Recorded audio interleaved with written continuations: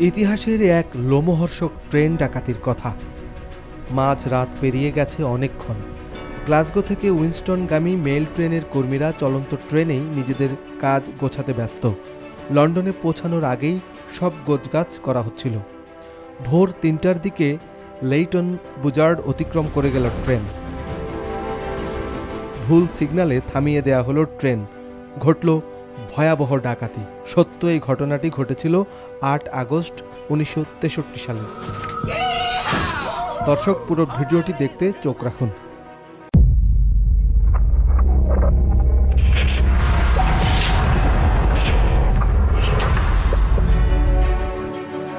ট্রেনের সব কামরায় গোছগাছের কাজ চলছে।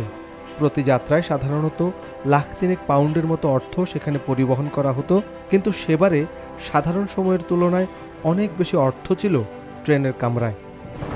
স্কটল্যান্ডে ব্যাংকের বিশেষ ছুটির দিন থাকায় প্রায় ২৩ লাখ পাউন্ড নিয়ে যাচ্ছিল ডিজেল চালিত ট্রেনটি। সামান্য একটু এগোতেই সিয়ারস ক্রসিং নামের এক জায়গায় ট্রেন চালক জ্যাক মিলস দেখতে পেলেন রেলের লাল বাতি জ্বলে আছে। দক্ষ চালক সেই লাল বাতি দেখে ট্রেন থামানোর ব্যবস্থা করলেন দ্রুত হাতে। আসলে সিগন্যালটি তৈরি করা হয়েছিল তাকে ধোঁকা দেওয়ার উদ্দেশ্যে। মূল সিগন্যাল বাতির সবুজ আলো ঢেকে দিয়ে লাল বাতিটি জ্বালিয়ে রাখা হয়েছিল।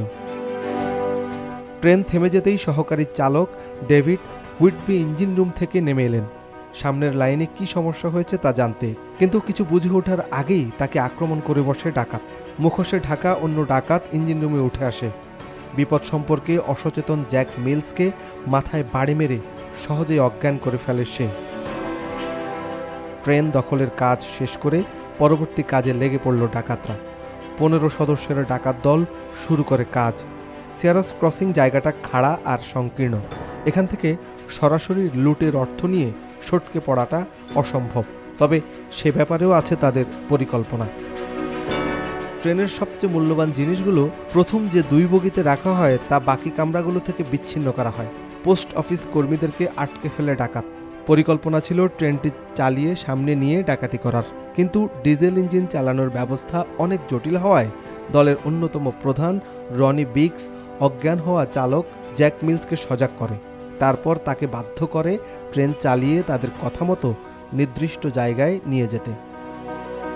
ব্রাইটগো ব্রিজে পৌঁছে ডাকাতরা ১২০টি বস্তা ভর্তি প্রায় ২.৫ টন ওজনের অর্থ নামিয়ে নেয়। পরিকল্পনাতে কোনো ফাঁক রাখতে নারাজ তারা। সব কাজ শেষ করে তারা পোস্ট অফিস কর্মীদের শাসিয়ে রেখে যায় যাতে ৩০ মিনিটের মধ্যে পুলিশের সাথে কেউ যোগাযোগের চেষ্টা না করে। কিন্তু এই কথার মধ্যেই তারা একটা গুরুত্বপূর্ণ সূত্র রেখে দিয়ে যায়।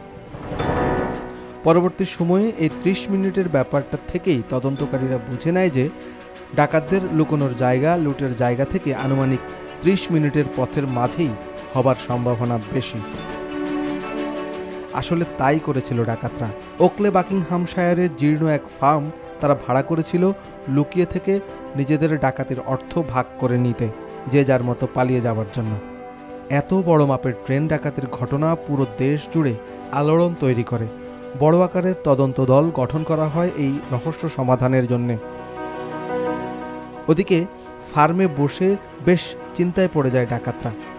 এর একটি কারণ, তাদের ধারণার চাইতেও অনেক বেশি অর্থ ছিল সেই ট্রেনে।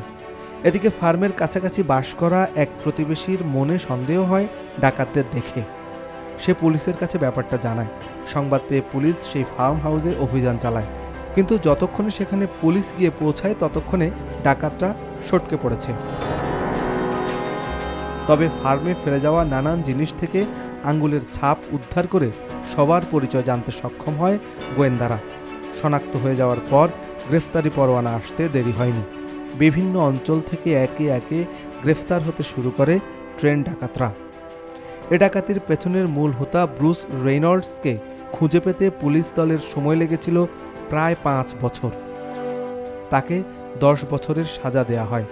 ডাকাত দলের অন্যতম সদস্য রনি বিগসকে সাজা দেওয়া হয় ৩০ বছরের। কিন্তু ১৫ মাসের মাথায় ওয়ান্ডসওয়ার্থ জেল থেকে পালায় সে। স্পেন আর অস্ট্রেলিয়া হয়ে সে ব্রাজিলে পৌঁছায়, আর সেখানেই গা ঢাকা দিয়ে নিজের কর্মকাণ্ড চালিয়ে যেতে থাকে। অবশেষে ২০০১ সালের মে মাসে সে আবারও যুক্তরাজ্যে ফিরে আসে এবং তখন তাকে গ্রেফতার করা হয়।